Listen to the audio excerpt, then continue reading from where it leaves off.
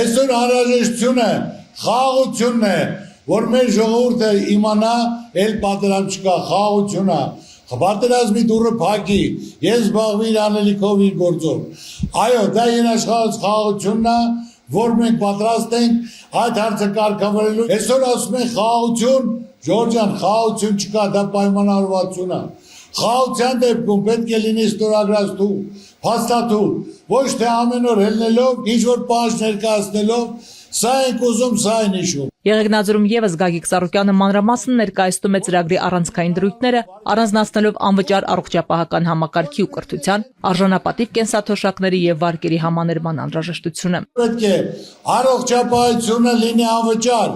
կրթությունը պետք է լինի անվճար, թոշակները պետք է լինի ամենացածրը, որ իրենք են աշխատել, 78,000 դրամ, իրենց տվածը 49 է,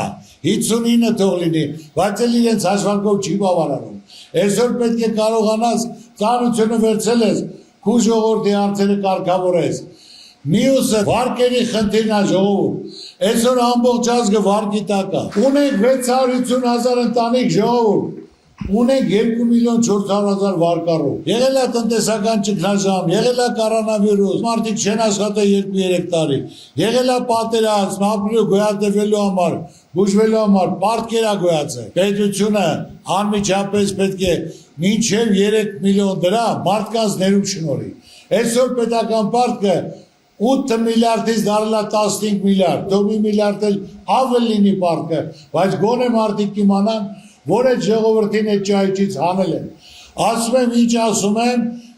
որ եթե դուք ընտրություն կատարեք, անմիջապես առաջին նիստին այդ հարցերը դրվելու է։ Դրվելու է եւ իրականություն է դառնալու։ Պետք է մարդուն ճայճից փրկես։ Մարդ առավոտինիկուն աշխատում է, անսավերջին միայն տոկոսներն ու հարկերն է պահում։ Պետությունը ժողովուրդ ես պահում, մարդկանց մատից պետք է փուշ անես։ Չեն ասում ես ինչ լավ բան ես կատարում, այլ քու ժողովրդի մասին պետք է մտածել, որ ժողովրդի դեմ ժպիտ գա։